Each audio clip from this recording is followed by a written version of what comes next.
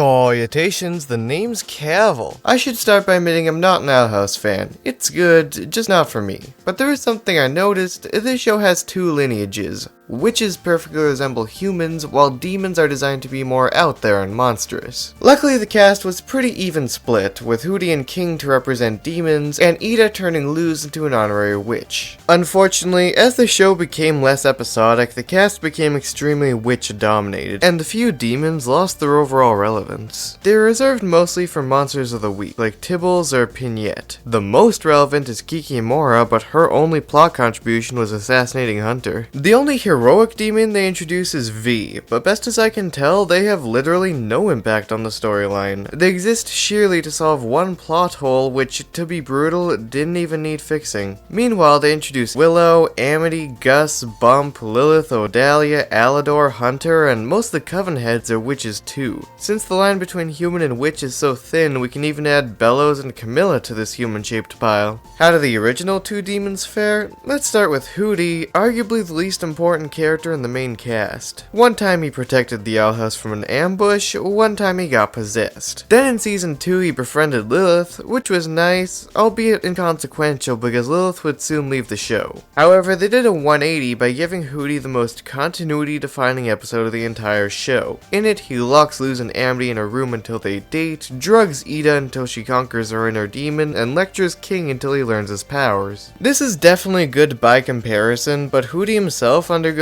no such changes. This is because, at his core, he's a background character, and the writers intended for this to be his first and last meaningful moment. In other words, King really is the king of demons because in some respect, he's the only important one. While King had nothing to do with the overarching storyline for a while, the show had a habit of giving him unrelated B-plots. While Luz enrolled in Hexside, King was taming a slug. While Luz was bargaining with the Bat Queen, King was feuding with a kid on the playground. This is leagues better than Hooty ever got, but he didn't join the storyline until he was revealed to not be a demon at all, but a baby titan. In other words, he's disqualified. The most relevant demon is now unfortunately Hooty. Now that I've explained the what, time for the why, because this seemed like a gradual change. At first the cast was 50% demon, more if you count Warden Wrath, but the demons seemed to have been kind of phased out. The obvious reason would be the controversy. When the show debuted, a lot of Christians flipped out about the glorification of demons. The explanation doesn't hold much water though. If anything, modern Disney thrives off of triggering the far right. My guess is that the demons are more expensive to design and animate, and as Disney began pulling their funding due to LGBT rep, Dana Terrace turned most of the characters who would have been demons into cheaper humanoids, while limiting the screen time of non-humanoids. Another possibility is just the circumstances. When your development cycle is as hectic as Owl House, a lot will be left on the cutting room floor. For example, early episodes pushed wild magic as an integral plot element. The characters stopped talking about it by the end of season 1, however, making me think it was retconned.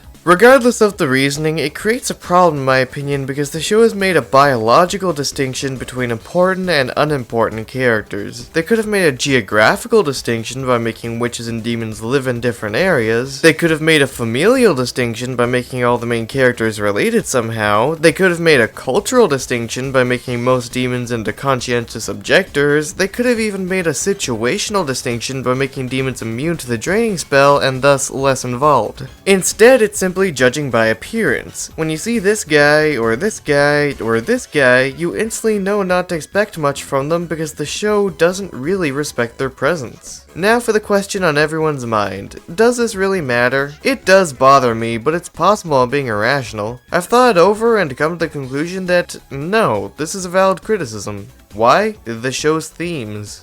So you have a different way of doing things, a different way of seeing things. That may make you weird, but it also makes you awesome, don't you see? Why are you helping us?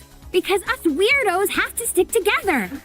And nobody should be punished for who they are. Why did Luz say this to a group of mostly demons? From the show's perspective, it isn't true. The show has decided that demonkind are the real weirdos, and they shouldn't stick together with humanoids. The show is punishing demonkind for who they are, and their punishment is irrelevance. It's hypocritical, and one of the reasons I can't enjoy the emotional parts of this show. now's a good time for a disclaimer, there are no real-world victims here. I don't believe Disney is using the Owl House to endorse racism, not subliminally or symbolically or meaningfully or faithfully or least of all intentionally. I'm sure that making the demons this ostracized was an accident on Disney's part. Either budgeting, controversy, or even just poor planning. While I hate this design trope, it's important to remember that there are no bad guys here, just ugly yet innocent mistakes. I should also add that there's nothing wrong with enjoying Owl House despite my grievances. I can't relate to you, but I'm certainly happy for you, and can't wait to see you next time.